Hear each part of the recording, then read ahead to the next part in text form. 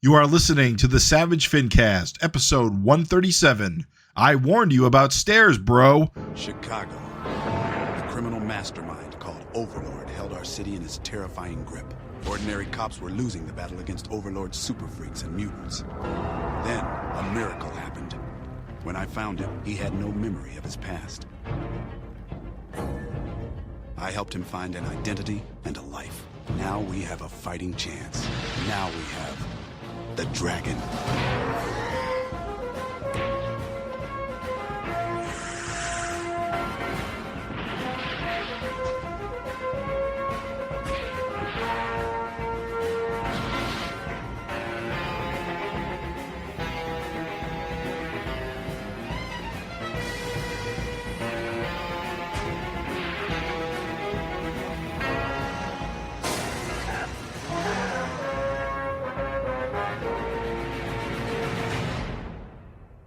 This is the Savage FINcast, the show you can find on Blue Sky at savagefincast.bluesky.social. My name is Jim Purcell. I'm Craig Olson. I am Mark Welzer. And welcome back to a new episode of the Savage FINcast, the internet's only Eric Larsen Savage Dragon dedicated podcast, as far as we know. We're back again with a new episode for a new issue. Gotta say, it's been a while since we recorded. I didn't realize that our Eric interview was all the way back in January. We probably should have stuck something in February. Oops. As I always say, we're going to try to get more episodes out, but shrug, who knows? Lol. It's this darn scheduling conflicts that we all have, right? Yeah. It's not easy. Being green. Yeah, being green.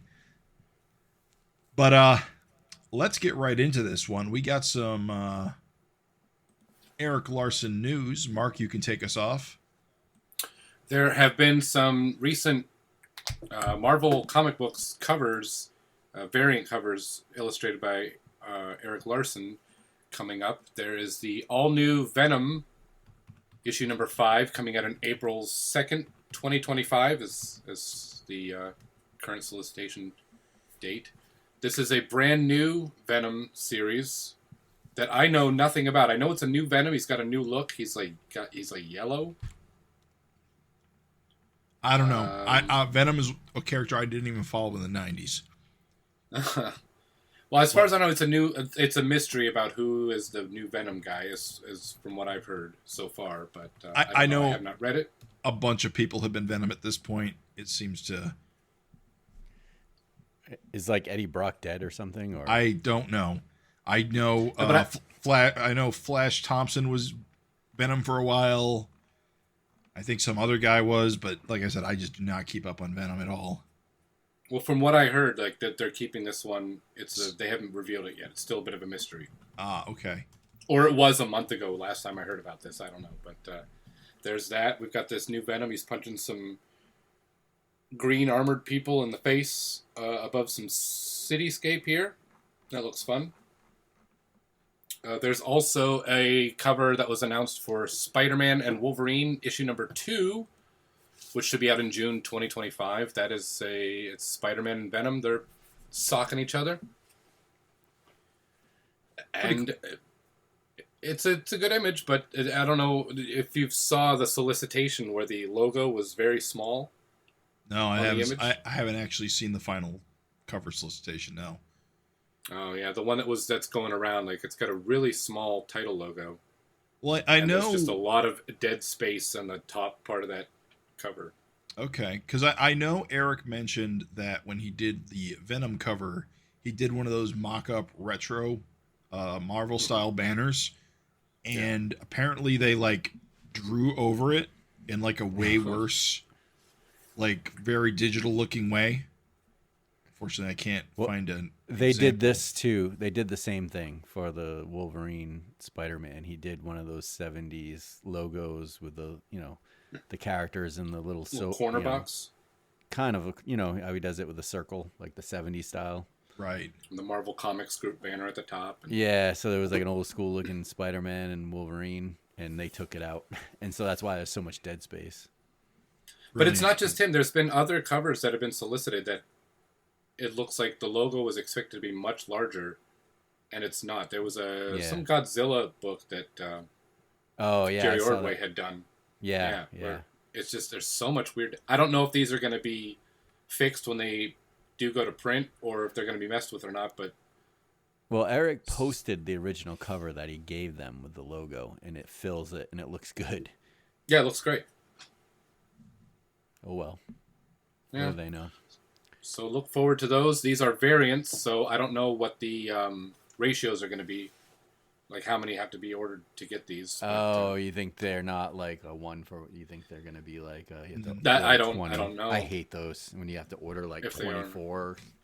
Yeah. That's So lame. I'm probably not going to get these if that's the case. Yeah. Sorry, Marvel. All right. So I don't know what the guess deal on- is with Marvel and their cover copy lately, but it just doesn't seem very good across the board. Yeah, it's But, very sports. I haven't bought a Marvel book in a while, so I don't know like what all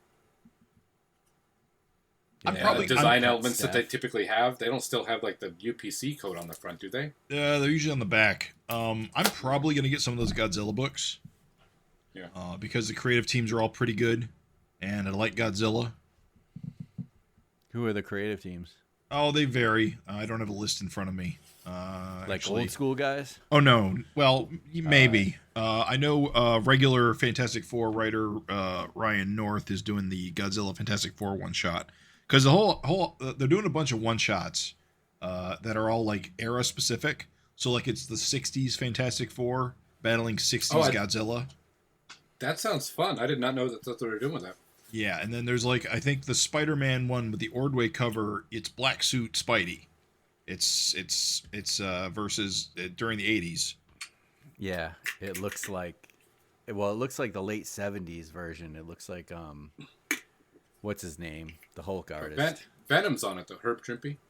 Yeah, that's what I think they were going after, like the Shogun Warrior, Herb Trimpe. Yeah. That makes Look. sense. And, yeah, there's a bunch of them, and I think the new Avengers are fighting like the Millennial Godzilla, What's Is it- Millennial Godzilla like? the 2000s one, Final Oh, Wars no. and Godzilla 2000. Gotcha. Yeah, they all have names. There's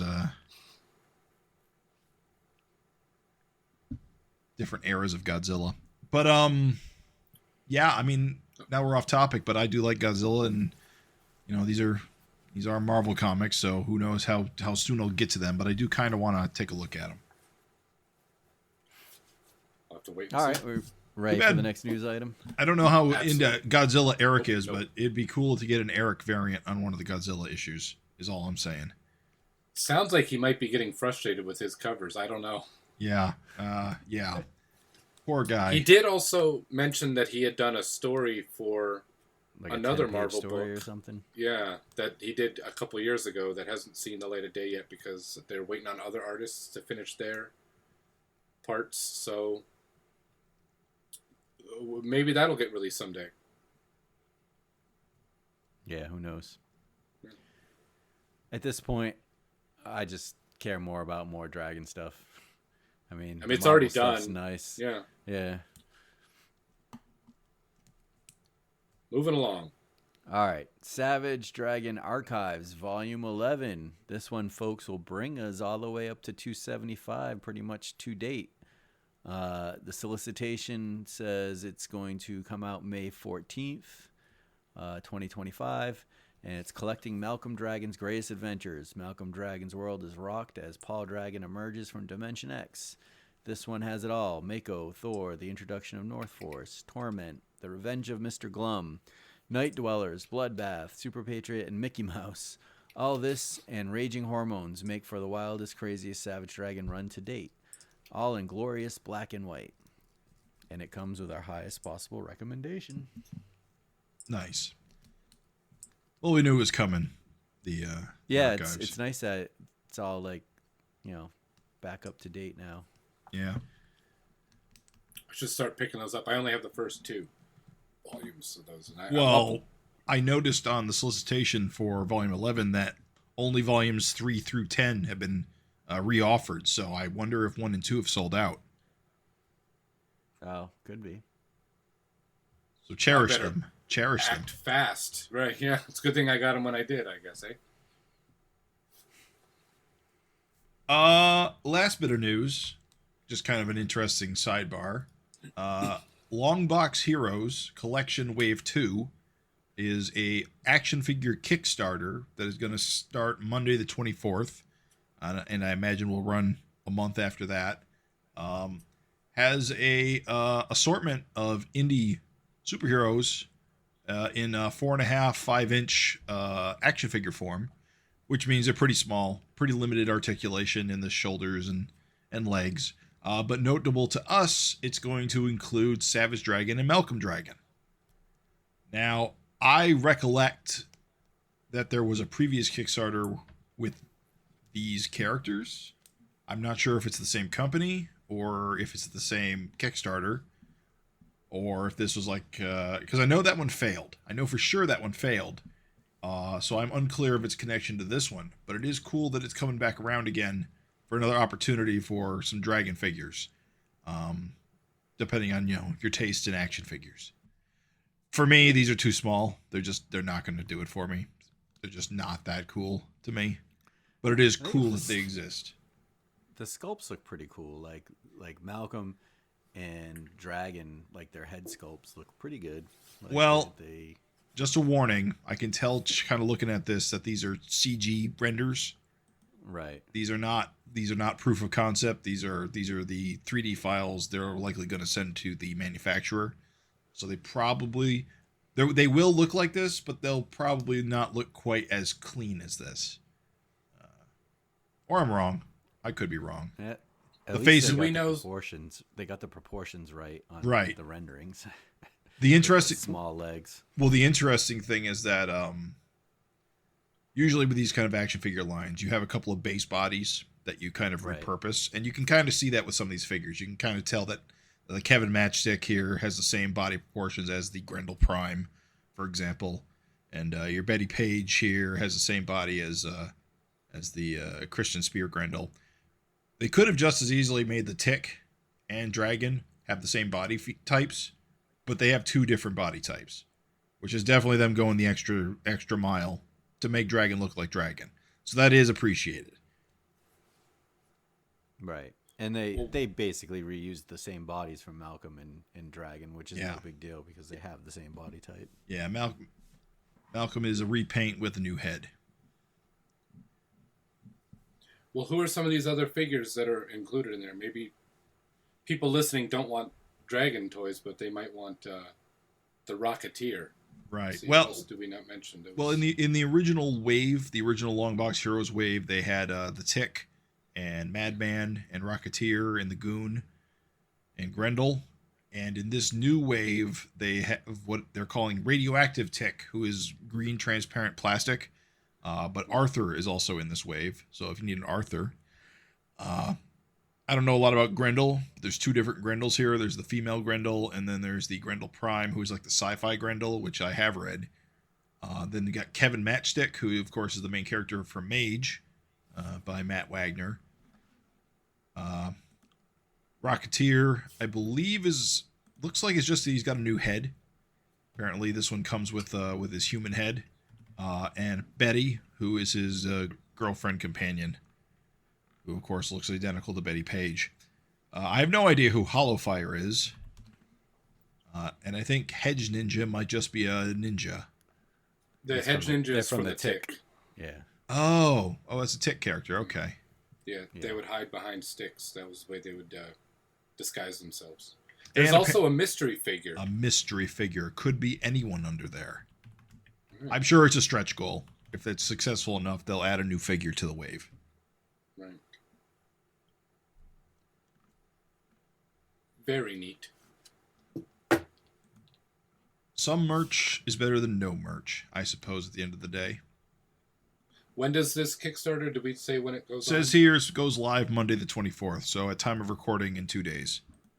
And it will probably go, it'll probably go until April 23rd. So yeah, that's it for the news. We got us some emails, some responses to our FINteresting Conversations that we poised back in early January. So let me go right into this first email. Hey guys, it's been a minute since I dropped you a line, so I thought I'd finally get off my ass and get it done. First, let me say Raven's presence on the FINcast will be greatly missed. As you all rightly pointed out, Raven brings so much energy and fun to the show, and it will be hard to replace that. I recommend the rest of you start chugging some Red Bull prior to each FINcast from now to try to match his energy. Raven, best of luck in all your future endeavors. I hope 2025 is the year of the dojo really explodes for you. And don't be a stranger. I expect at least the occasional guest appearance on the FINcast. Now, on to this month's FINteresting Conversation. You all had some interesting suggestions, which I will definitely be checking out. But when it came time to think of my own recommendation, I struggled a little. And then it hit me. Barbaric. Now, you might be thinking, Eric never published a book about Barbaric, and you'd be right. No, the book I'm talking about is published by Vault Comics and centers around a barbarian by the name of Owen, who has been cursed to do good whenever someone asks for his help. He's guided on his mission by his bloodthirsty axe, who only he can hear. It's fucking awesome. Similar to many books from Dark Horse, Vault publishes Barbaric as a series of miniseries. It's written by Michael Morsi and drawn by Nathan Gooden, and it's got all the mature themes we have come to love and expect from Savage Dragon, and like SD, it doesn't take itself too seriously. The art is fantastic, and so is the writing. Comes with our highest possible recommendation. That's all I've got for now. Just know that despite my lack of feedback, I continue to be a loyal listener, and it's always a highlight of my daily commute when I'm able to listen to the FINcast in the car and yell at thin air when I know the answer to something you guys can't think of. Until next time, make mine Savage Dragon, and that was from Andrew Dietramont. The curse of the FINcast listener. Indeed. Right. Thank you, Andrew. I'm always this. Yeah. Thanks, Andrew. I'm always smart when I'm not on the show. Like when I'm just listening, I know everything for some reason. When I have to open my mouth and say stuff, I'm the dumbest person in the world. It seems that way. I have not heard of Barbaric, although I do know of Vault Comics. I heard about it. I saw some artwork for it floating around a while ago. It looked really cool, but I never got a chance to pick it up. And that was from an old FINteresting Conversation that was... what was it? It was the question comic. Yeah, would Savage Dragon readers enjoy? Yeah. So get on that. We'll have to get on to check out Barbaric, and we're gonna try to do some Red Bulls or cocaine or whatever we can do to match Raven's energy going forward. I think that's my pledge to all the listeners: is I will start doing drugs for this show, and that's a promise. Looking forward to it. It'll be great. I can afford it now. Let's move on to our next email we have. This is, it says, Hey, Savage Fin friends. I had to email you to wish Raven Perez well on his new adventure. Even though we didn't see eye to eye on Sexene's character and story arcs, we both were fans of Savage Dragon, and I enjoyed hearing his opinions, jokes, and additions to the podcast. At New York Comic Con, I got Eric's signature and graded your comic super freaks. I look forward to getting all of your signatures added to that book with the grading for my collection. That probably could be quite possible, although some of these people live in very different parts of the world. That's me editorializing there. If you are looking for a fourth chair to add to your Savage FINcast quartet, where do I send my demo reel? Of course, if you don't want my 2 cents, I think 3 hosts is the perfect number for a podcast. I kind of enjoyed issue 274 because Glum finally died, maybe, and now Frank is stuck in Glum's body. Captain Tootsie is dead, and is the real reason Glum is back because Eric enjoys drawing him? Why doesn't he enjoy drawing the Seeker or Powerhouse, who we need more of? Or create a new villain that will last for more than one issue that could be a part of Malcolm's non-existent rogues gallery? What if Eric created an anti-Glum, who looks exactly the same as Glum, with a different color scheme, but is not evil, not an evil perverted creep, that could fill the role of the smart tech person in the comic book? Concerning the FINteresting Conversations, the comic books I am currently reading don't strike me as comics what other Savage Dragon fans would enjoy, but just in case I am reading and loving Daniel Warren Johnson's Transformers run, along with other Energon Universe books, Void Rivals and G.I. Joe. And I'm looking forward to the new Battle Beast ongoing with Kirkman-Otley team again. It'll be interesting to see what Eric has in store for Popeye in the Savage Dragon world. But I would love to see Popeye versus an older Jimbo the Mighty Lobster. It's been 20 years since his debut. Or a panel-for-panel remake of the fight between Dragon and Jimbo, but with Malcolm and Popeye. Keep creating this fabulous FINcast, and I'll keep listening. Thank you. Travis. P.S. Hey, Mark. If you are interested, I'd still like to purchase one of your 2004 Dragon Your Ass bumper stickers. That is, if you have an extra one, drop me a line, please. Also, are you planning on continuing God's Brutality? Thank you. Thank you so much for that letter, Travis. I don't have any clue where those bumper stickers are, how many I have left. I know I gave a couple out to some other people years ago in exchange for some other stuff, but I don't even know where they would be. Sorry. Gods of Brutality is, we're planning to do more of those at some point, but this artist on the book has really been dragging his ass, which is a callback to a bumper sticker. But you'll know more when we have something actually figured out. But thanks. I hope you like the book. We are working on a Dracula book right now, Rich Woodall and I, that we plan to get out sometime this year. So look for news about that in the future. Very cool. Good to hear. In terms of like the books he's reading, I'm loving those Energon Universe books, and I think Savage Dragon fans would love that stuff too. I mean, it's all action packed and fun stuff. It's not quite superhero books, but it's close. Yeah, like the action I think kind of matches it. Yeah, absolutely. Fantastic the things going on, sci-fi craziness. But those wild surprise endings, those twist endings that we're so used to seeing in Savage Dragon. Yeah. I enjoy all of those books. Although I have not read the G.I. Joe. Did you read G.I. Joe as well, Greg? Yeah, I'm liking it. G.I. Joe is like, if you like the way the cartoon series went, it's all ingrained with that, with Cobra La, and they're tying it in, like the technology with the finding the Transformers and stuff like that. So it kind of explains why they have laser guns and things like that, which is kind of neat. But it's not dumb like the cartoons. Like they don't have fun houses and stuff like that. No. Okay. No, it takes itself serious, but uses concepts from the cartoon. Okay. I can get behind that. I think like, they use, and I don't think I'm like spoiling much, but the whole origin of Cobra's tied in with Cobra La, where I think with like the Marvel comics, they didn't go that way. No. They sure didn't. So. I don't think it was ever mentioned on the show either after the movie. Really? They just... Yeah, the movie never happened. I'm pretty sure Cobra Law is one of those things that most fans don't want to remember. Right. So it's odd that Kirkman's bringing it back. I like it, and it works really well with like. I don't know if you're reading it, Jim, but no, really I'm not. G.I. Joe's the one thing I'm not reading. The Energon stuff. It works really well with Transformers and the Void Rivals and stuff, and it's cool because there's a cool dichotomy between. The inorganic kind of Transformers and the very organic Cobra La. Okay. It's pretty neat. I like it. See, I kind of got put off the G.I. Joe stuff because where Transformers is really just the one title for now. G.I. Joe is like a bunch of lead-in stuff and then a main series and then spin-offs, and it just felt like too much.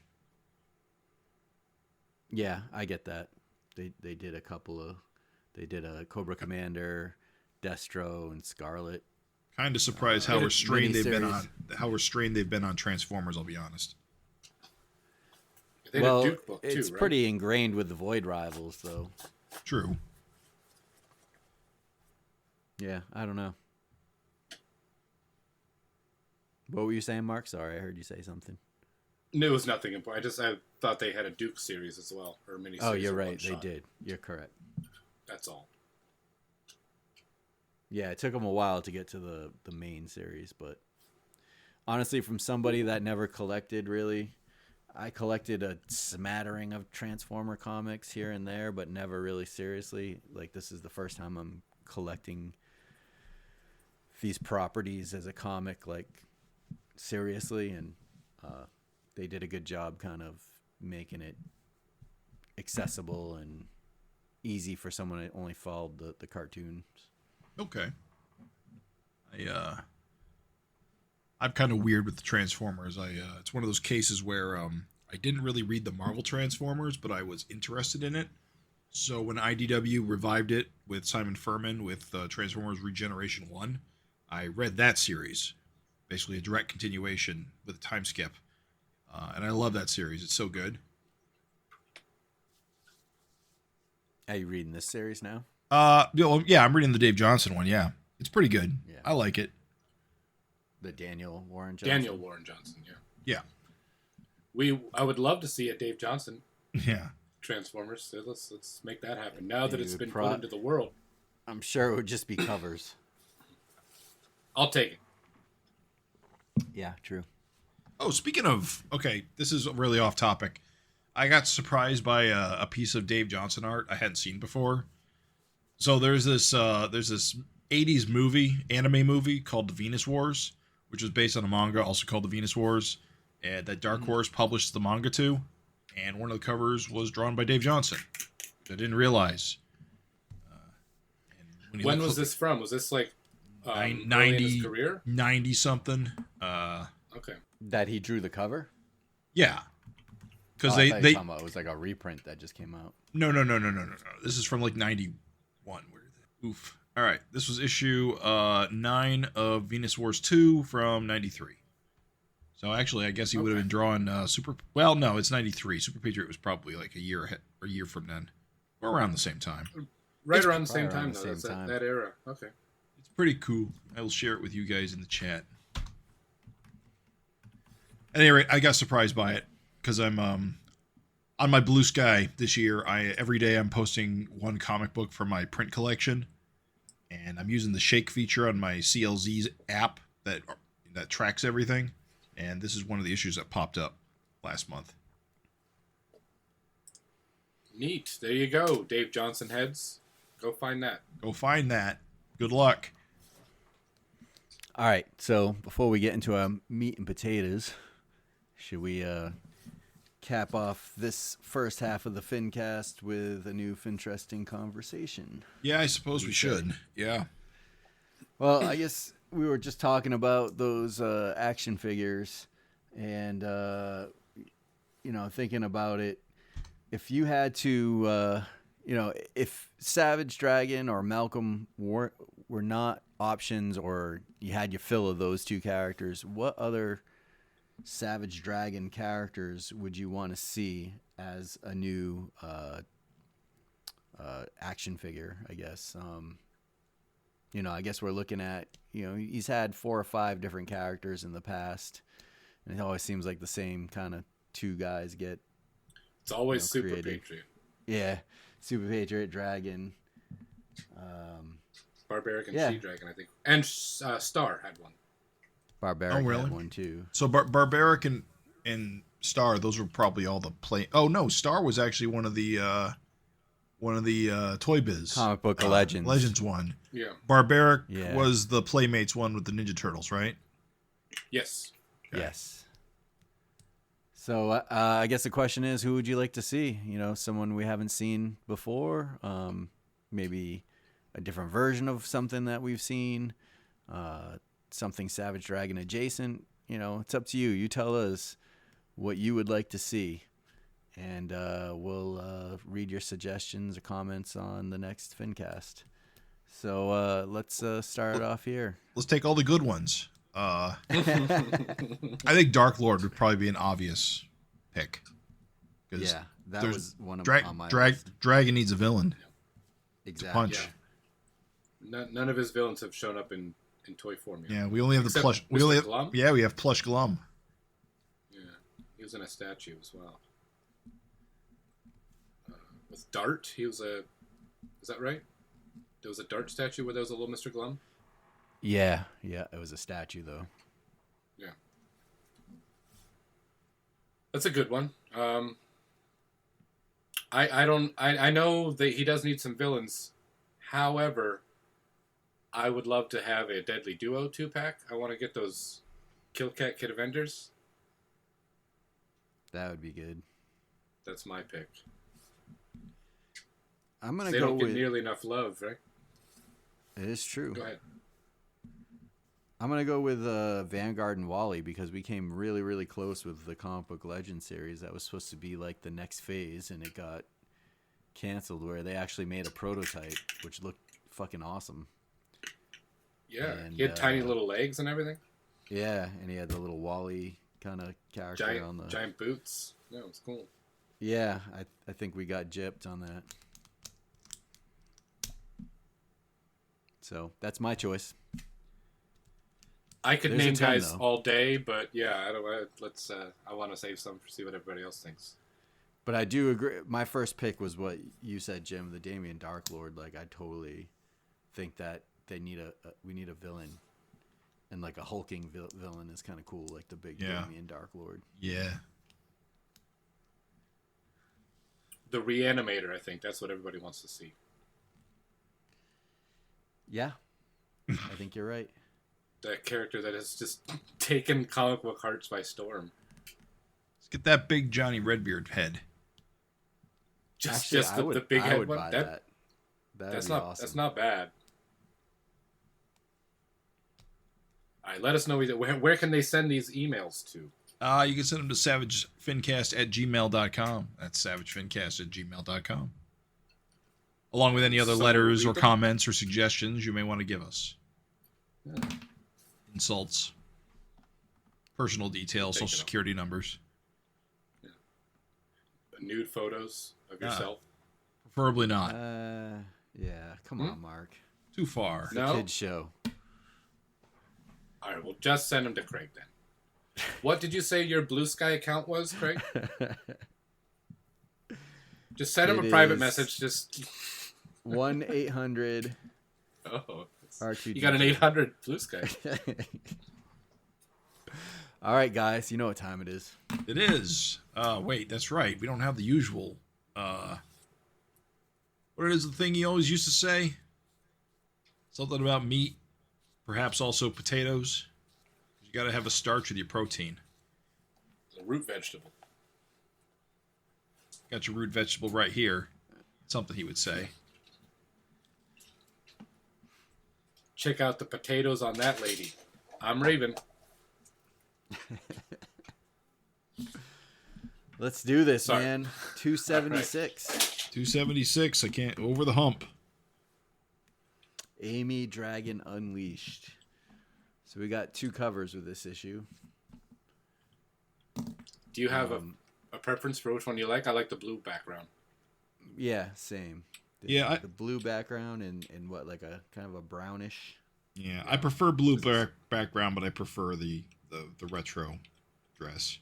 I would have to agree. I love the retro dress, but I think the blue pops it more. Yeah. This is the first one in a while we haven't had a C cover with like a guest artist. Feels like it.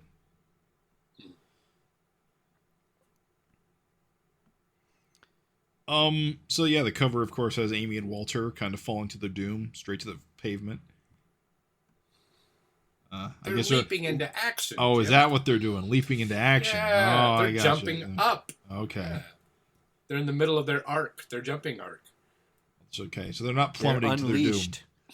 unleashed. Somebody took the leash off them, and here they come.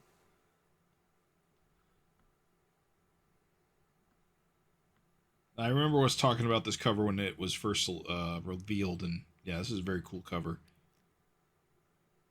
I dig it. Classic Larsen. Big Yes. old fists and that worm's eye view of the city. Yep. I gotta learn how to draw cities like that. That they look like cities and not boxes. This looks like it's just 2-point perspective, Jim. You should be able to do this. Yeah, you'd think. You'd think it would be put 2 points and draw a bunch of vertical lines to the horizon. You'd think it would be that easy. You'll figure it out. So how do we got this? Yeah, they're starting off. It's got Walter and Amy. Walter and Amy playing video games. What game do you think they're playing? Actually, I think he mentions it. Something that needs a sword. So, there's a cool sword involved. Yeah, I need to get a cool. So it's probably Dark Souls. I'm sure Eric There knows you what go. Dark Souls is. That's canon now. I don't know what Dark Souls is. There are a lot of cool swords in Dark Souls. I don't either. I was just thinking Zelda, but that just shows my age. All the cool swords in Zelda break. But this opening splash is great. It's like even without any dialogue, you can tell that Amy's just bored. Bored. Doesn't like video Bored. games. No. Isn't it funny that Walter doesn't know where Malcolm is? Where is your dad?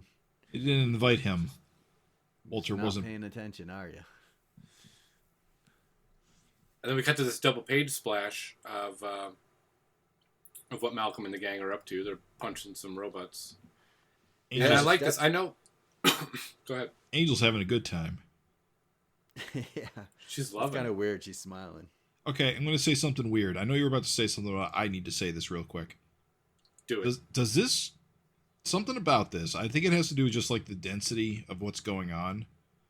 Reminds me of like what's his name? Does Shaolin Cowboy? Jeff Darrow? Yeah. I don't know. I looked at this page and I just thought of that. A little bit, yeah. Some of the designs on these robot guys. Yeah, the designs are cool pretty shit. wild. They're very, I don't know, Matrix looking.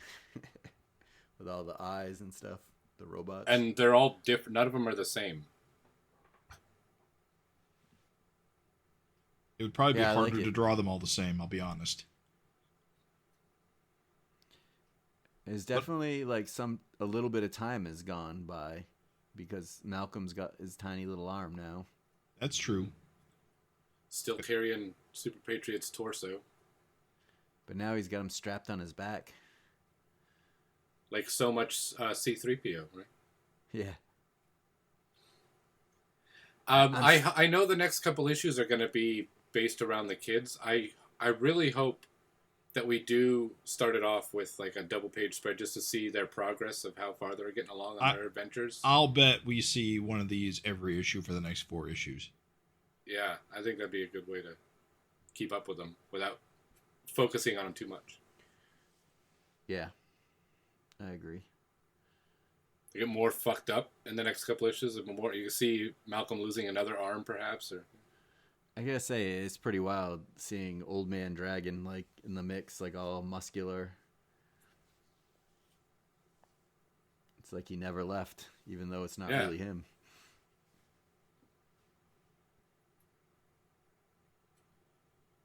I'm So over he's- it already. I'm just so used to seeing it now. It's been one issue.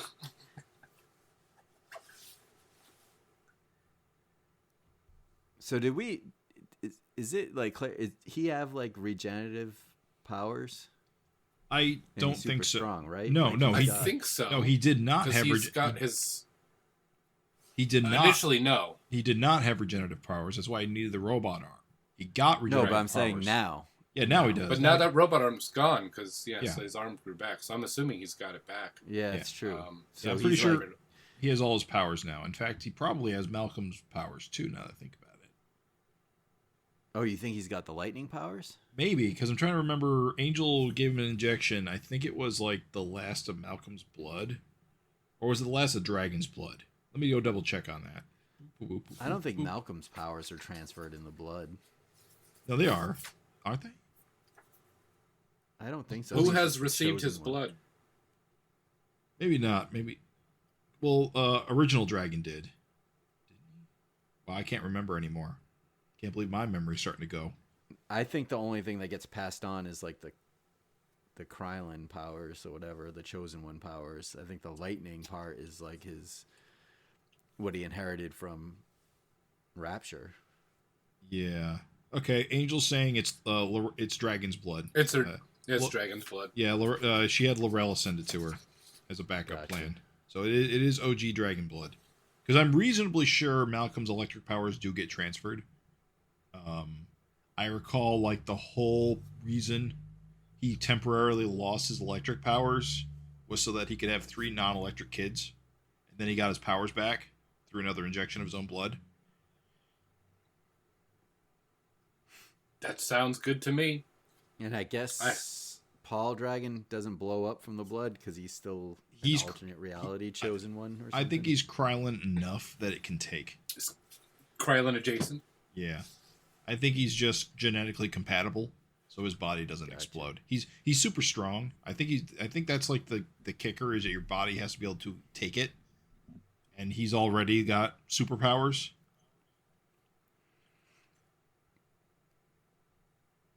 Gotcha. Or at least he has the biology for it. What do you think's going to go on? Why do you think Eric's having Malcolm hang on to the corpse of Super Patriot? He's probably not actually dead, or maybe. I'm hoping. I mean, if they're hauling the corpse around, I mean, how could he be alive? He's like a 90-something-year-old dude. The cybernetics. He's alive. He's a super soldier. True. He got the Nazis gave him superpowers and he kicked their ass. Right. You're right. So maybe he sticks around as like a Professor X for Freak Force. Yeah, because the other guy took all his limbs. Ass. But I don't know. He could still get new limbs. Also, I think Malcolm just wanted to have a proper burial, so he didn't want to leave his body in Russia. So even if he is dead, it's just getting his corpse out of there so that they can actually pay respects to it. All it's left of him is a head and torso at this point. Right. Just kidding. Heartless. Great. I vote for him getting the Professor X treatment. I hope so. I hope he sticks around with some role. I prefer that to him just being dead. I think he's a goner, though, if you ask me. We will see. I didn't realize this before, but he doesn't have those little lenses on his eyes either. No, they were part of his cybernetics. They bailed too. Because that was part of his cybernetics. He's just got these dumbass eye sockets. So he probably has no eyes. Nope. I never really thought about his eyes because I didn't think Mako ate his eyes, but maybe Mako did eat his eyes. It's a fucked up dude. Who knows? Interesting. We'll see. So Amy's bored. Amy is so fucking bored. She is sick of being bored. So she talks Walter into going outside and playing. We're outside and playing. Yep. I love the panel where she's just about to pummel Walter with the fist. That's a great panel.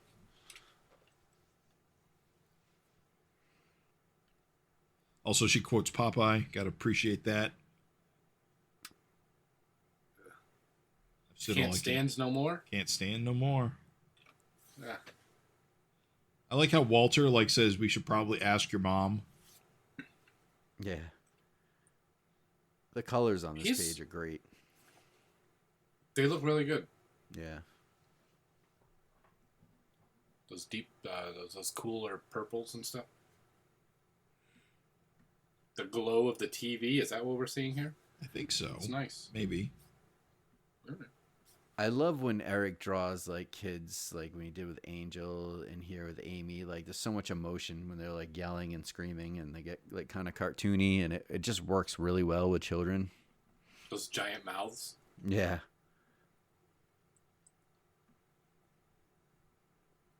He's having a great time with this. We then cut to a bum. How do you guys feel about this plot? Out a bum who finds the chemical. I don't know. The plot is whatever, but I think the way that the dialogue has been handled is it's pretty funny. It's different. It's fantastic. I love it. And it kind of continues throughout the whole issue. He does this kind of narration style dialogue, which is I've never seen anything like it before. No, the way that I saw it is it's when all the adults are talking, so I'm assuming it's just when Amy's around, the adults are just talking about like nonsense that she doesn't even understand or care about, so it just sounds like a bunch of noise. Right. So it's like the Charlie Brown womp womp womp womp Like womp the womp. Charlie Brown womp womp. Yeah, that's the way I saw it. I didn't even think about that. But I kind of got that like impression as the issue went on. Yeah. This homeless guy though he looks like he's some kind of like new god type guy. Well, with that's like the braided thing. beard. I thought the butthole eyes and I thought maybe this was like a tie-in to Godtown or something, some lost god or something, but I don't know. As the issue goes on, that doesn't seem less and less. He's just has a really cool beard, even though he's homeless. Yeah. He also has cool pants. We see the cool pants more clearly later. He's got knee pads. He has knee pads. Maybe he is a god. Maybe, I don't know. It's unclear.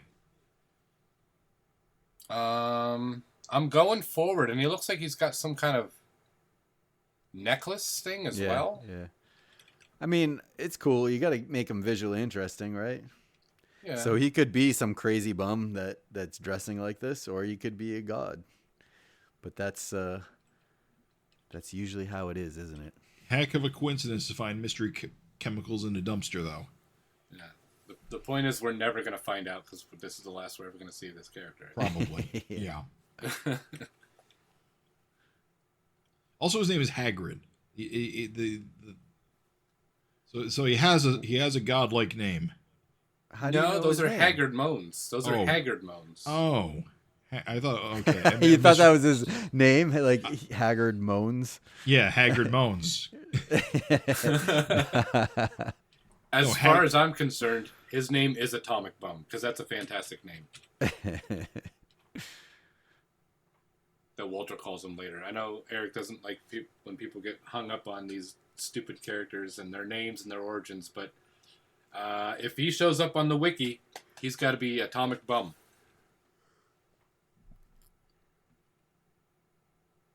With butthole eyes. So, what do you guys think's going on with Maxine? I don't know. She said if Malcolm I think was she's gone for sleeping. 3 days, didn't she? Yeah, I think she's asleep, guys. Do you think she's depressed? Is this her hiding? Because either she's A, tired, B, being mildly neglectful, or C, she's fucking frank. You know, so these are the three options. Or maybe she's drunk. Or drunk. I mean, drunk could be part of being depressed. Yeah. At first, I was reading like what she was saying, trying to make sense, like see if it was like a word or something, but I can't make anything of that because it's a weird thing to My write. month. My month. Yeah. Me month. It seems oddly like specific, like I don't know. You know what I'm saying? Like it seems like a weird sound to make. Yeah, I don't know if maybe. I don't know what it could be. I have no idea what it could be. I think it's You just might her be. talking with her face buried in a pillow or buried in something. It's definitely a scene that's written to make us wonder what's going on, right? Right. So I'm sure it's not healthy. yeah, I mean, what's the ramifications if it is Frank, you know? I mean, it's weird that she said that. Like, he made it a point to put it in there. I mean, it was all like, haha, jokey, but this is Maxine we're talking about. Right. She really can't control herself. I think the main joke is just that she made a sound and they just took that as permission. I think that's all the joke is supposed to be. Yeah. Yes. I don't know. I think you might be reading too much into it. Maybe. But that's what is this show if not us looking into reading things that don't too much matter, into right? things. Yeah. Right. But I guess we'll Like see. Maybe The next Seeker. issue there'll be one of the other kids will be asking for permission and we'll get a little bit more. It's probably the Seeker Insight. has her tied up behind that door. That's it. It's the only thing it could be. She could be bound by a villain. The real Seeker, because the last one was just a robot. This is the actual real one. So I have to say, this issue does a lot to tear Walter down. I'm really disappointed in this.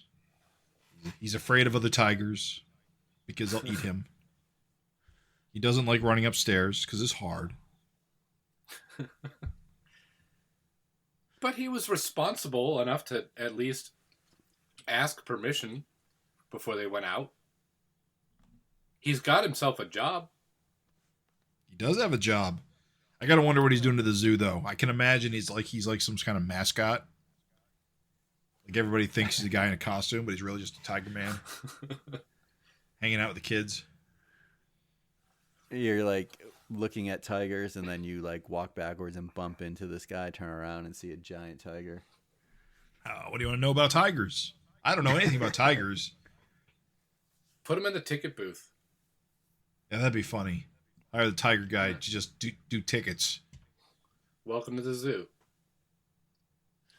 Is being a tiger related to the zoo? No, it's just a coincidence. Yeah. Shack up with one of the tigers. But maybe he'll get fired now that we got rid of DEI.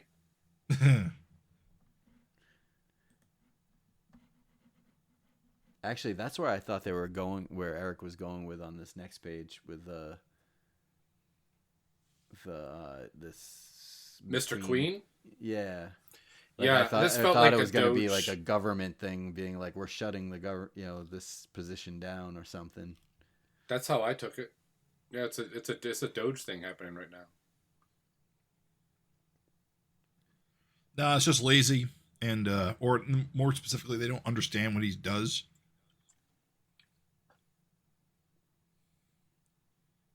Apparently, he's brilliant, and no one appreciates it. Daryl Queen. He's got a first and a last name. Wow, I mean, he definitely gets an entry. Yeah. I like the little like cartoony guy, like his His little skinny little legs and jumping stuff. in the dumpster. It's funny. Yeah. And that's the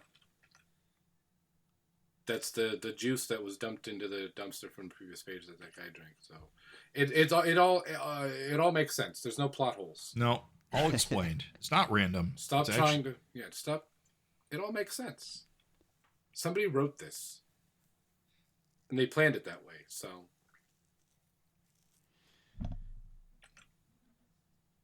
yeah, he's having some trouble with stairs. Poor Walter. Is he lazy? Is he just how old is he? Do we know how old he is? He's not that old. He's a couple years old.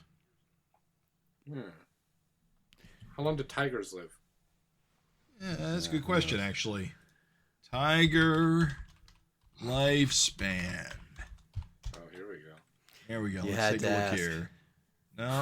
No. Wait a minute. It says here. But he's half man, so it doesn't even matter. We will never know how long he could live. I don't know if I trust this one. Should Oh, give us wait a some minute. idea. They only live for 15 years. No, I thought tigers live longer. Is that I thought they'd be much longer than that. Yeah, I captivity would've they can get said, to, like- captivity they can get to be 20 to 25, but in the wild it's like 15. I guess it's a hard life. But he is genetically altered. That's true. Is he more man or tiger? These are all FINteresting questions. Thing is, if he's more man, then being 3 years old might be a Interesting problem. to 3 people. If he's more tiger, at least he's an adult in tiger years. Old enough to get a job. I suppose. It's weird. It's just weird that anyone would hire him. I mean, he can't possibly have a social security number. Anyway, as I was saying, the fact that he has trouble with these stairs and says, I don't have superpowers. Dude, you're a talking tiger. The superpower is that you're a talking tiger. Well, that's a good Can't he point. just be a man? I kind of thought tigers would also have, like, well, they're large cats. They probably actually don't have a lot of stamina, now that I think about it. They're short burst hunters. I don't think This Eric is- was taking any of that in account here. This is all just so, like, when something happens to Walter, no one would be like, oh, he'll survive this because he has superpowers. He'll be fine.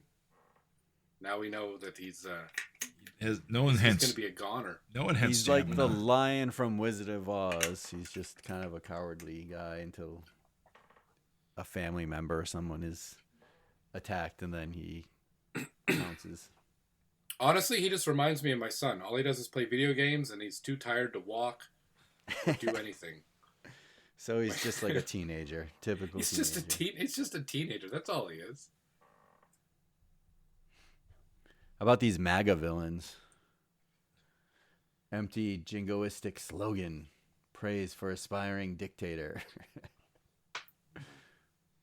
It's funny or noticeable to me is that their dialogue is framed differently than the bum's dialogue. That's true.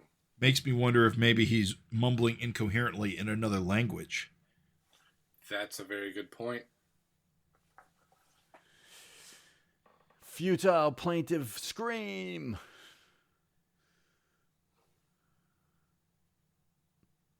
But also they're kicking the shit out of other homeless people, so I can completely understand this bum blowing them all away. Yeah, it's puddles of blood, dude. These guys are like... They fucked them up. Yeah. They won't be missed. I think that one guy's missed. M-I-S-T. Blood mist. There you go. So this next page, I think this is the one Eric was on the Facebook pages talking about. Difficulty drawing the middle panel, the one with the... For the listeners, this is the page. It's got the trolley. Yeah, guys the remember problem that? is, it's how do you draw somebody noticing something that's really far away? A crowd of people really far away.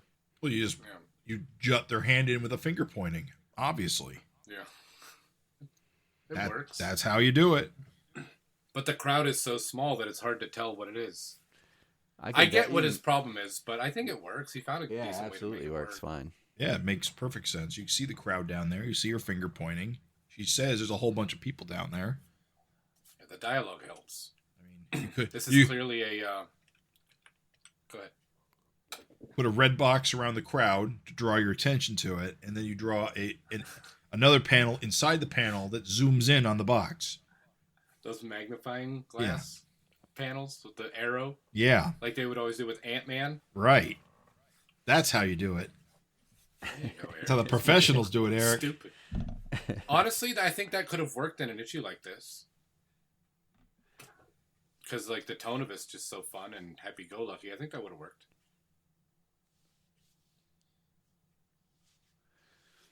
Get to see some of Amy's dragon leaping powers. Well, she's doing cartwheels up the stairs. That's a lot of fun. Yeah. And yeah, just like Malcolm, poking holes in the ceiling. He's leaping up on top of the lamppost. Walter can't climb it. Yeah, he's got those soft paw pads. He's a useless person. He can't even climb trees. Look, he's just... Eric is absolutely murdering this guy's superhero potential. I really don't appreciate it, Eric. It feels personal. Yeah. He has no superpowers. He won't be You guys joining think the it's SOS. You think it's pretty funny that Eric had to like have an arrow pointing saying awkward Nazi salute as if we can't see. Right. Can't see that Who's he's that? only giving a Roman wave. Where do you think Who where do you is think the this guy Nazis learned it giving from? What's that? Who do you think the Nazis learned it from? I love that. It's a Roman wave. Yeah, where the fuck do you think it came from? Dumbasses. Well, who's this guy giving the salute? Wasn't there an Elon Musk guy that I'm sure showed up or was mentioned in a previous issue? I'm sure there are several stand-ins. Yeah, other people have done that since too. Yeah, they have. It's kind of funny though. The America First sign behind him kind of makes it look like he's wearing star earrings. You're right. He is.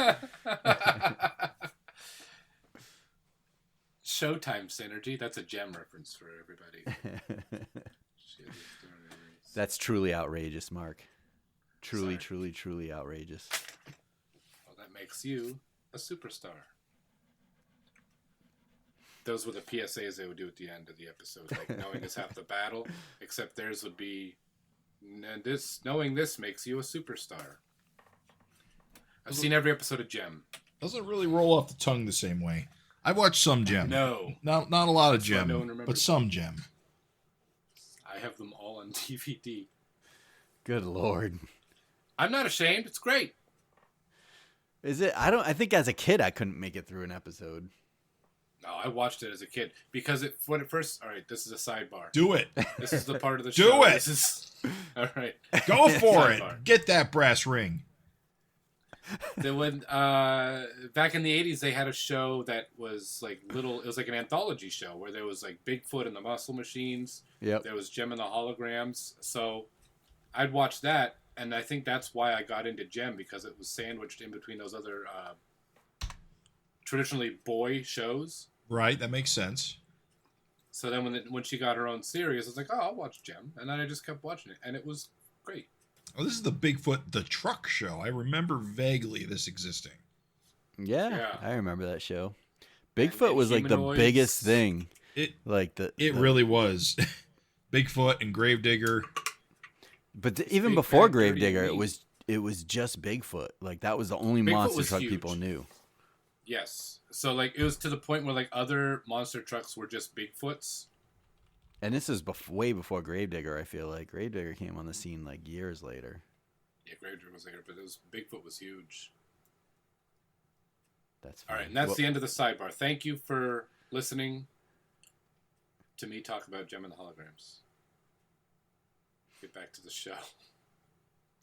So we get the glowy atomic bum in his cool costume, which I would like to see more of, and we probably won't. But It's a weird robe. It's not like a normal sweatshirt. Yeah. It doesn't zip up, or it's got short sleeves. I think there might be something to this theory that he might be an alien, or Well, he definitely looks more godlike when he's like glowing here in the bottom panel. right. He's- But just like his design. yeah, he looks like some kind of like Norse character or something.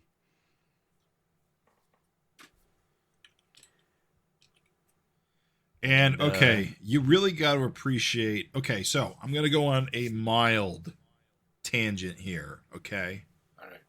Tangent. one of my biggest ongoing, not really problems, but observations about Savage Dragon, especially in the Malcolm era, is that Malcolm is not particularly proactive.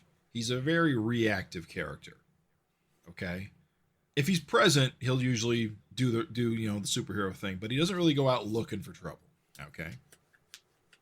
So when Amy sees this and she just leaps into action and says, nobody else is here. This is like the most freaking heroic thing I've seen in Savage Dragon in a long time. In like straight up selfless superhero-ness. I love this. This is the best. You don't think Malcolm would get involved if he was there? I don't think he'd say anything Yeah, that cool. that's reactive. Yeah. I don't I know. don't think it's that much different. I get what you're saying. I don't know. I feel like Malcolm would do the same thing. Was Well, I she guess- looking for crimes to stop? She was just looking to go do something, right? Yeah. Right. It's cool though. She's like a little kid. Like it's kind of neat seeing her like just beat up this, I guess, somewhat villain. I love that pose potential- on that page. That's awesome. I think it. That Powell panel? Oh, the POW. Yeah. That's really good. I appreciate the fact that she doesn't really know what's going on. She just knows that someone's been killed. So the context of it doesn't matter. And she's right to intervene either way.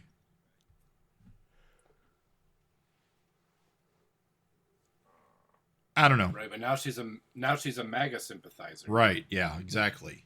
The optics not Also, not great. So is John Day, because I found him. Oh, that's right. He's in the John Day crowd. in the group. He is And And there's someone else in there. Who's that? Craig Olsen. What? How'd he get there? God damn you. What are you doing there, Craig? What are you doing at the America First rally? I'm an undercover Fed. Oh, that makes a little more sense. Just there to set them up.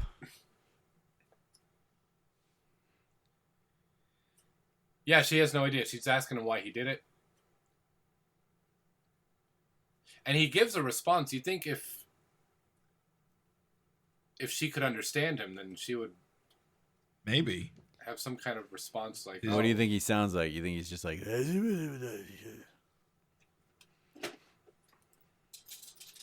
That makes just as much sense as anything. Yeah, that's probably it. Right.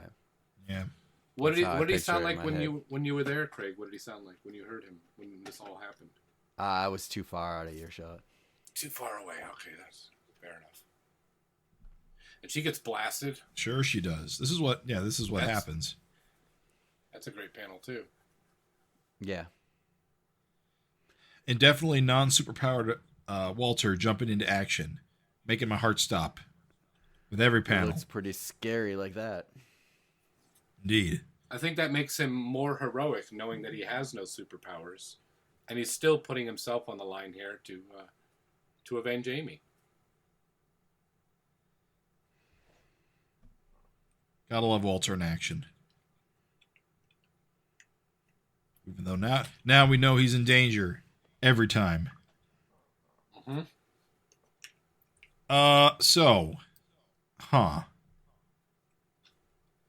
Eric. Yeah.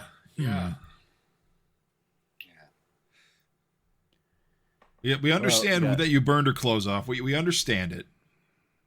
It makes sense because this is Savage Dragon. Your clothes get burned off, but whoa, buddy. What do you guys think? Too much? You don't see anything at all, so No, of course. I'm fine with it. I think it's a little uncomfortable and a little weird to do that, and it's just inviting. I think, like we talked off air, inviting, criticism. I wouldn't be too happy about it if they did show anything, or if I did show anything. But I think he pulled it off fine, but Tastefully. I don't know. I wouldn't even say tastefully because it's kind of weird. But I don't know. I'd rather not see that, but it's not showing anything that's perverted or anything like that. Right. No, it's not perverted, and I think that's somebody. One of us said before we were recording that maybe he is just trolling people at this point. He's got to be. Right? He is inviting. I don't know. But honestly, we've seen worse things in, like, the Dragon Ball mangas. Well, yeah, that's true. We've definitely seen Venom. Goku's doink when he was a And child. Lots of other mangas. So I feel like Japanese culture stuff gives that more of a pass. Yeah, it does tend to be the case. Yeah. Yes, however, you can get Dragon Ball books in the kids sections at bookstores. So I don't know. Also true. You're not wrong. I'm not saying there's anything wrong with this. I'm just saying it's like... No, and I know what you're saying. What was that code? It's like, why tempt the people to freak out on this? Right. I'm just saying to anybody out there that thinks this is maybe going too far, give it a break. Go read Dragon Ball. You also, you love Watchmen. That's got ding-dongs in it. And honestly, if she's going to get blasted, what else is going to happen? Like this, Right. We've already And she's set covered the up. rules in this comic that, like, clothes get burned off. It's not like Fantastic Four where they have some, like, flame retardant suit or something. Right. And she's covered up within one page. Yeah. Yeah. So she's not, like, going into battle completely nude. She's covered. Because Walter is responsible. But he also wouldn't hesitate to feast on her bloodied remains. That's a good Yeah, point I also. laughed on that. It's an honest. This is an honest relationship.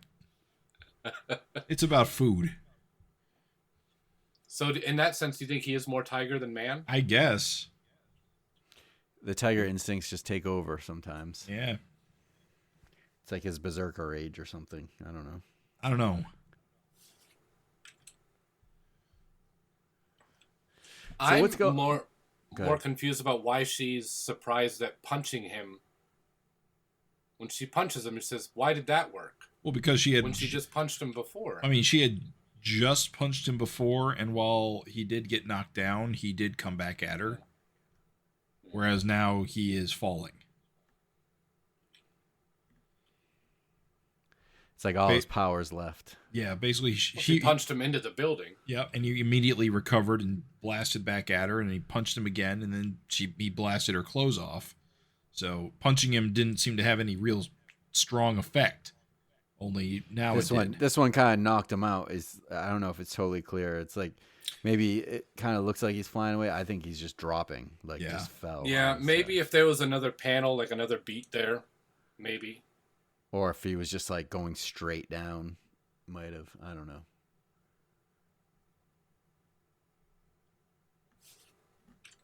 Yeah, something. But I think that's what it is.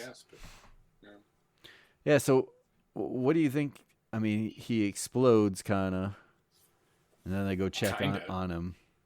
Yeah. Well, he's not really exploding. Something explodes. I think the energy exploded out of him. I think it just kind of overwhelmed him finally. It's unclear. It wore off, whatever it was. He's just on the ground, like naked, his beard singed off. He's like, was that just a fart? Some kind of huge atomic fart? Which is funny. Like, I thought we were going to get some kind of explanation or something with the scientist. He was introduced and then he never came back. So I don't know. He's setting up something with that guy, right? He's gonna come back. He's got to come back. Maybe he will come back. Maybe he'll be a recurring thorn in the kid's side. He's the new big bad in the book. Honestly, do you think this is done? Like, we never see these characters again? I don't know. I'll be honest at this point. Maybe not. I mean, I could coin flip it. Probably. I hope not. Probably. I'll be honest. I kind of want to know a little bit more about this guy, at least the atomic bum. If he is anybody, or he just happens to be a homeless guy with a cool look. Maybe it's. Well, it's interesting. At first, I thought that the explosion caused him to go completely white, but his face is still pink. Pink, yeah. And he's got just like those tan lines where his fingerless gloves were. Ah, yeah. Yeah, that's just where his skin was exposed. Yeah, I think he just seared all of his hair off. His whole body. That's just like the layer of skin. It's just burnt skin at that point. I think I don't know. He has no nipple. He does have no nipples. You are correct. He's an alien. He's from space. Hard to tell if that's intentional or if that's just being loose with the pencils, the inks. We don't need to draw a nipple. It's fine. Yeah. I don't know. We can't see what his genitals look like because Walter's head's in the way. Maybe they're alien. Maybe there's like a crab. You were pretty upset by that, weren't you? Yeah. I need to see the genitals of all the villains so I can tell if they're aliens or humans. Otherwise, I'll never know. But she gets put in the car, and they're going to go question her. And take her back to her...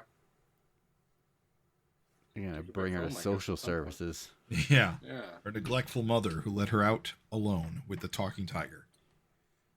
Maybe that's what this is setting up. Is Maxine's going to be so negligent, and then all these kids go on these wild adventures. They get rounded up, and then Child Protective Services goes. Let's just put this tiger in the back seat with her. Right. Well, neither of them are in cuffs, so just getting questioned. Just getting questioned. Why did you punch the flying homeless man? I mean, you got to protect your secret identity. You can't just go talk to the police. And that is that. What did you think of this issue overall, gentlemen? Pretty fun adventure. This is exactly what I was hoping for, especially out of this particular story. That was a lot of fun. I agree. Lots of good poses, good fisticuffs. Could have used a little more with the story in terms of like just, you know, the typical find something in the dumpster, gives you superpowers. As you do, you know, it happens every day. Just stumbling on a guy and beating him up and then being done. Mm-hmm. Yeah. This is where I always kind of complain in the modern Dragon era where there's no build up. Like, you know, if this was the first 50 issues of Dragon, you know, you would have seen this homeless guy rummaging and finding this, like, I don't know, an issue beforehand or something. I don't know. And that would kind of give more space for, you know, the story in this issue or something to that effect. But what do I know? I don't create comics for a living. I think there's also, with that, you run the fear of people expecting this guy to be like a bigger deal than he is. Like I expect him to be a bigger deal. Oh. Yeah, well, maybe he is. We haven't seen the last of Atomic Bum. It would be nice, you know, what I would like to see. We've got a couple more issues with the kids. Give some kids some reoccurring rogues, even if they're other like kid villains or something. Who knows? I mean, like, they have at least one. Remember that whole adventure in like the fantasy land? Yeah. That's something that could come back. There's Candyman. Was Candyman? Oh, that was Angel. Yeah. The Return of Candyman. Candyman 2. I don't mind these one and done issues, but I would like to see some like reoccurring characters as we move on. Because I feel like the best, longer lasting. Yeah, I mean, with every time a villain appears, right? They're you know, you kind of build their story, yeah, and it makes them more interesting characters. But that's my biggest gripe these days. I just want to see more reoccurring characters. I mean, right now it's too early. They got to appear for the first time, but hopefully we see this guy, or I don't know, get some more kind of background. You know, find is he a god? Other gods are looking for him or something, or who knows? Well, God World blew up, so they're just kind of homeless now. Yeah. Find out some more about Daryl Queen's story and how is he involved? Want more Daryl Queen? I don't know if it can be done interestingly. Is Daryl Queen a Dairy Queen joke? I don't think so. Okay, good. So you guys want to talk about this backup? Yeah. Yeah. So we haven't seen Aquaria in a while. I remember it ran somewhat regularly a few years ago. Yeah, and she's in that same universe as like the Red Hook guy. Oh, is she? I wasn't sure about that. Yeah. And that she Night was Watchman created by like Dean Haspiel as a co-creator. No, is he the co-creator? I don't know if he is, but they work together to build the same universe. So. Yeah, it says here Aquaria created by McGovern and Leandria with Dean Haspiel. Okay, all right, yeah, so you're right. I know it's like an alternate future or something where like the world is flooded. Yeah, and like a bunch of the boroughs in New York are underwater. Kind of like underwater. I gotta admit, I don't remember it very well. Right. But this particular story, you were gonna say, Mark? I was just wondering. So this would have to be like an alternate Mako then. I believe it has to be. I think it's a semi-villainous Mako in an alternate timeline. Okay. Well, is this original Mako? Is this? This is what I didn't understand. I thought when he grabbed that, like, whatever, that flute thing, he teleported realities. Oh, maybe. But maybe I'm wrong. It does say 900 feet under Lake Michigan. Oh, yeah, you're right. Because it says here, Aquaria is just off the Coney Island shore, and Mako is in Lake Michigan. I mean, it could just be he teleported a distance, not a universes. Right. I took it when I read it. It was universes, but maybe not. I took it as just location because I forgot that she was in some kind of alternate world where everything was flooded. You could be right. It's probably an alternate reality Mako because he's like kind of a nice guy in this. Is this graphic fantasy Mako? That'd be funny. Is this Paul's Mako? He seems a little too nefarious for that.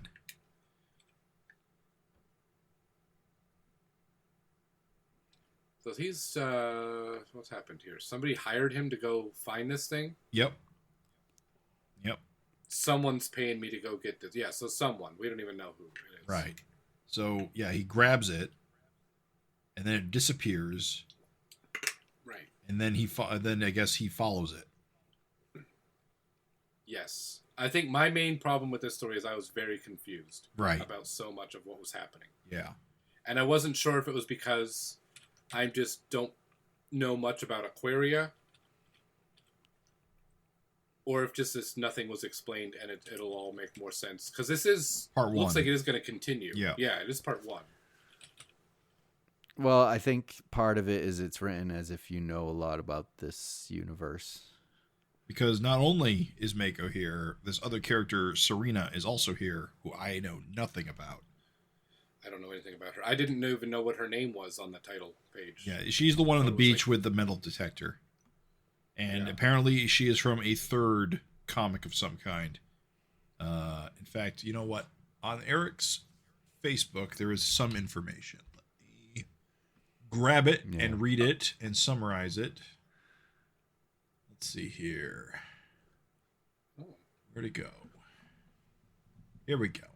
So, Adam McGovern, who I think is the primary writer on this, and Dave Kelly, made a post that says 2 weeks from today, my first published comic in 4 years hits the shelves. And my first published comic ever, co-starring characters established outside of my head, as Brooklyn's favorite overachieving Merteen Aquaria meets artful street urchin of the rooftops, Serena, from Dave Kelly and Laura Antall's cult-acclaimed Tales of the Night Watchman. So she's from Tales of the Night Watchman, which I do not think is related to the Night Watchman from Big Bang. It's a different Night Watchman. Right. No, that's the one that was in the backup with Red Fox. We interviewed Dave Kelly. Oh. And Dean Haspiel. Okay. That's his character. It's all part of this universe. I see. Need a who's who is what we need. Okay. Yeah, I don't know. So they're all it's confusing. I mean, it's its own self-contained story. I don't think you have to worry too much about who these characters are, to be completely honest. Right. I just think it's fun that Mako has a good time at the aquarium. Jumping around with kids. As a big fan of heroic Mako, this is a good turn for him. Even though it is him trying to pull a scam. This must be an alternate, an Elseworlds, what do you call it? A multiverse Mako, because he's got those gills on the side of his head. Does he not have gills? I thought he always had gills. Because I know he can breathe air and water, so I assume he has to have gills. I don't think Eric draws them with gills, but probably other artists might. I mean, he definitely can survive underwater. When jumps the shark next. Right. So basically, there was this relic that he was looking for. He gets teleported. He tricks her into thinking he's going to help her. And then they meet Serena, who's some kind of... I like the art. And it's not that I don't like the story or like the writing. I have a hard time following some of it because I don't know who anybody is. I think that's my main problem. Serena seems to also be a salvager. Okay. And I think she also wants to swipe this artifact because she makes a deal with Mako to swipe it and then split it between them. But Mako is crossing his fingers because he's going to swipe it from her later. So there's a bunch of double crosses going on. So they're all pretending to like each other. They're all pretending to like each other. Correct. Because Mako basically to get the artifact out, she throws it in her bag, and he makes a distraction so she can go through the metal detector. Okay. And then he gets distracted because he gets a job. You think this is related to Walter working at the zoo? Now he's got a job at the aquarium? Right. Yes, that's it. It's the theme of this issue. If there was one, this is it. Sure. It's fun, and I agree. I kind of like the art too. It's got I really like the art. Got a Kirby aspect to it. Oh yeah, definitely got some 70s Kirby square kneecaps. Yep. Blocky faces and those flat fingertips that we all love. This guy did a comic for Image, I want to say like 7 or 8 years ago. And it was pretty good. It was very Kirby 70s. Oh, was it like that night? Yeah. What the hell was it called? Like Night World. Night World or something. Nightmare Land? No, Night World. It was just Night. Okay. And he does a real good Kirby riff. It's also an Adam McGovern comic, so it's the same team. Same team? Yeah. Yeah. That's what I'm saying. He's a little less on this with it, but on that Night World, like he went all for like straight Kirby. Full Kirby. It looks like a demon comic. Kirby demon comic. I'll have to keep an eye out for that one.